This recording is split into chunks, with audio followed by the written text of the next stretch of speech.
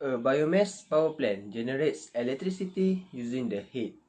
It's generated by direct combustion of organic waste materials such as plant residues, household waste, and the biogas that resulting from waste fermentation. All of these are renewable energy sources available in large quantities. Biomass can be converted to a gaseous or liquid fuel through gasification and pyrolysis. First of all, the fuel is brought to the boiler. It is then introduced into the combustion chamber where it releases heat as it burns. This in turn heats water in tubes that line in the boiler. After that, the hot water is then sent to a tank where it turns into steam. This steam flows over a series of turbine blades, causing them to rotate. The rotation of the turbine drives a generator. In the generator, the interaction between the electromagnets of the moving rotor and the copper coils of the stationary stator produce an electric current.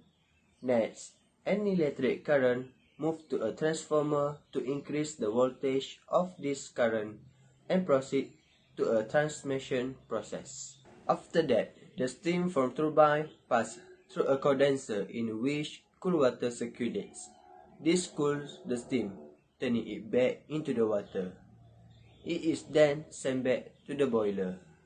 This steam can also be used for industrial activities or to supply an urban heating network. This simultaneous production of electricity and heat in a single facility is called heat and power. Finally, the fumes released by combustion are filtered before being evacuated through sets. Okay, next we go to transmission. Once electricity is generated, it is sent over long distance using transmission line. Transmission channels are built between transmission substations located at electrical generating stations. The transmission line may be supported above the tower or maybe underground. They are operated at high voltage. They transmit large amount of electrical energy and reach long distance. When electricity comes out of the power station, the transmission substation located the raise the voltage to the range of 138,000 to 175,000. Transmission efficiency is greatly improved by devices that increase the voltage and thereby proportionately reduce the current in the line conductors, thus allowing power to be transmitted with acceptable loss. In the operating area, the transmission substation reduced the transmit voltage to 34,500 to 138,000 volts. A series of step-down transformers that reduce voltage for distribution area, the counterpart to the setup transformer that raise voltage as power emerges from the generating station. When electricity approaches its destination, it is routed through large transformer in substation. This transformer reduce or step down the voltage to level suitable for distribution to consumer at the retail level.